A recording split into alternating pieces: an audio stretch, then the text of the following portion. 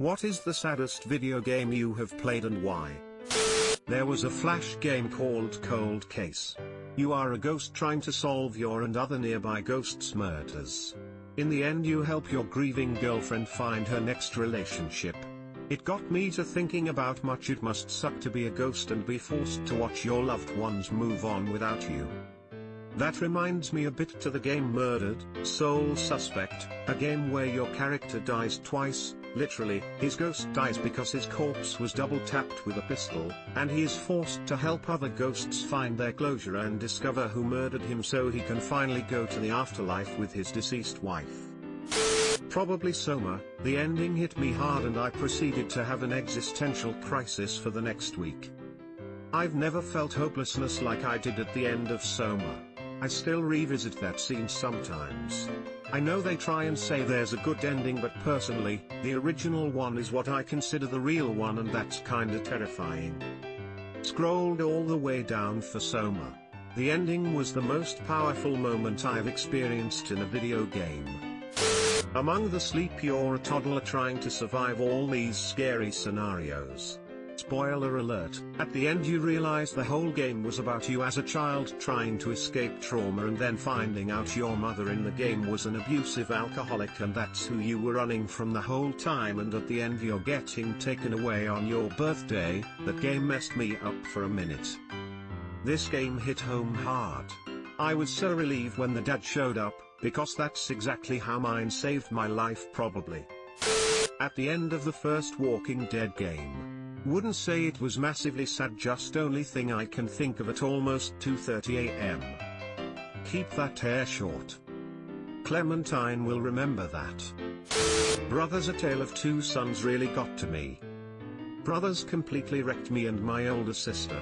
When we went to the end of the game, we completely broke down together. I came here to say this. What's amazing is there no actual dialogue in the game. That's not how they get you. They literally take away half your ability to do anything. I physically felt the loss because where I was using two hands before I'm now using one. My god, what a game, so f***ing good. What Remains of Edith Finch is pretty sad. It's about a cursed family. Ori and the Will of the Wisps had a really sad story. The first one had a real tear-jerker beginning. The first game made me tear up too. To the Moon, 4 hours indie game about an old man on his deathbed trying to fulfill a childhood promise. It's a story about trauma and love and memories, and it uses the video game medium so well to tell it. With just the occasional joke to keep you from immediately killing yourself. Part of its power probably comes from the music, some really heart-wrenching piano songs in there. Just came out on Switch or Steam. It's on sale right now in the Nintendo eShop until tomorrow. In the US. Mother 3, not gonna tell you why, play it. Thank God for the Mother 3 translation team. Still think it's a fucking shame that Nintendo hasn't put out Part 3 in the US. Just seeing this mentioned had me clutching my heart again on the brink of tears. Fuck man. I think that actually takes the cake for me too. Firewatch. That beginning, up-level feels. Towards the end too, finding the truth. Won't spoil it, but it hit hard. Man, the beginning of Firewatch really puts in perspective just how lucky the average Joe is. FF10 from Zanarkand to the end. Knew what was coming but still hit deep. I'm sorry I couldn't show you Zanarkand. I think that's the hardest I'd ever cried while playing a game. Heck, I'm getting teary-eyed just thinking about it. That ending is still hard to watch. The way the music drops to just the piano at a few spots just drives it home. Special shout out to the final scene of a certain someone making a speech, and having to look all composed and calm when they're certainly anything but. That one hits hard on a psychological level. MGS3, one of the best prequels ever conceived by man. Seconded. The boss is one of the most compelling NPCs ever in a game. It is not often that prequels do justice to the development of previous characters. MGS3 truly captured the importance behind Big Boss's transformation and why he took the path he did. Titanfall 2 damn that Protocol 3, protect the pilot. Titanfall 2 did have a surprisingly sad ending. I will not lose another pilot Cooper. Pokemon Mystery Dungeon, Time, Darkness, Sky. The scenes near the climax of the game are done very well with music that tugs on your heartstrings. Lol, kinda surprised that I haven't seen this one yet. I won't spoil it, but god that ending is intense. Especially how the credits roll and makes you think that's it? Before the true resolution. Was looking for this. Every game in the series will make me cry at the end, but Explorers is the only with several crushing moments rather than just one at the end, though the end of Super might have hit me the most. I thought I was prepared, but man did they pull a fucking fast one on me. Not the whole game, but a side quest in The Witcher 3 got me to cry for the first, and only time so far, to a game. In the quest Black Pearl, you find a black pearl for this guy's wife. You ask him if she liked it, and he says he isn't sure. You press him, and it turns out his wife has some sort of Alzheimer's/dementia and doesn't act the same or remember things. The black pearl was something they always joked about, and he hoped giving her one would sort of bring her back. It doesn't, and I've had family members succumb to the same type of afflictions, and it's heart-wrenching to see. There are so many side quests in The Witcher 3 that, even if they don't make you cry, they leave you thinking. I remember getting the quest to make a swallow potion for that sick girl near the starting hour or so of the game, and since it was my first time I had trouble gathering the ingredients. By the time I made the potion and got to the girl, she was dead. I felt really bad. Shadow of the Colossus because reasons, and the God of War series, because behind all the rage and gore, Kratos actually has a very sad story.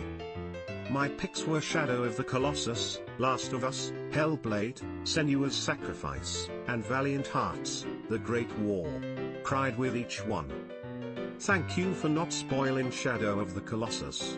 I had it spoiled for me, and after, I kind of didn't want to play because I knew what it was about. Nier, Automata, probably. So many side quests with depressing endings. I noticed with games by Yoko Taro there are no true happy endings, just endings that are not as bad as the one beforehand. I love how the game gets you so invested in some stupid side quest like racing a robot that you forget to think about it in a larger context. And then it hits you in the face while you're still celebrating your victory. Gears of War 3, the mission where Dom dies always gets to me. He gets eaten up by his wife's death and sacrifices himself to save his team. He was always the player 2 in the year's games, so it was really heartbreaking if you played on split screen like I did. This right here. And finding Mario in 2 as well at Ty's death. Army of 2, there are few different endings depending on how you finish the game. However, there is one in particular that stayed with me. I was young at that time, so it hit even deeper. Great game. Lisa, the Painful. I didn't play it but watched my now husband play it like 4 years ago. The game is about a broken man in search of his adopted daughter through a post-apocalyptic wasteland. Drugs, sacrifice, losing limbs, and seemingly pointless but very much intended quests. The whole thing is dark but with a few chuckles. First part of The Last of Us was pretty brutal. There's some seriously soul-crushing stuff sprinkled throughout the whole game. It's one of my favorite games, but the first time I played it I would go days at a time without picking it back up because it would just crush me for the rest of the day emotionally. I really don't think I've ever had quite that strong of a reaction to game. The ending was something else too. I just remember sitting there thinking, what the fuck just happened? Am I the baddie? True pacifist and genocide runs of Undertale. You know why. Genocide did an absolutely amazing job of making you feel like the scummiest piece of shit that you were, all for the sake of sating your own curiosity. I'm gonna go to Grillby's. Walks away and you hear the sound effect. No acknowledgement that you get EXP. You look. You've leveled up for the final time. It's over. The funny haha skeleton man is gone. You cry. Life is Strange was pretty tough in a few different spots. The assisted suicide scene, and then the whole plot in the last chapter was just so dark. Not to mention the choice in the end was pretty brutal too. Took me a good month to get over that game. Tried another playthrough, but the impact doesn't hit the same as the first time, you know? I recommend this game to everyone, because it really is a beautiful ride. The alternate timeline section also fucked me up super hard. Watching William walk out the door honestly was one of the most heart-wrenching things I've ever experienced. Yeah. I got to the whole scene with assisted suicide, then within the next week one of my best friends from high school has been in a coma for months, in a hospital, paralyzed from a fall. It was too specific a parallel and fucked me up for a while. Subscribe for more hot Reddit takes in your inbox, guaranteed.